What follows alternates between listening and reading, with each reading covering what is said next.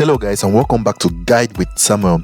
In this quick tutorial, I'll walk you through how to create a brand new page in Notion using your computer. First, open Notion and log into your account. On the left hand sidebar, look for the plus option. You'll usually find it at the bottom of your workspace list. Next, click on the plus option to open a blank page. You will now see the page in the main area.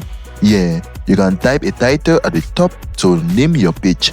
Once you have named it, you can start adding blocks by typing a /.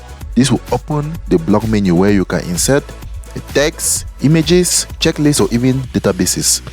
If you would like to also customize your page by adding a cover image or choosing an icon, these options are right above the page title. Finally, your page will automatically save in real time, so there's no need to hit any save button. You are ready to start organizing your ideas.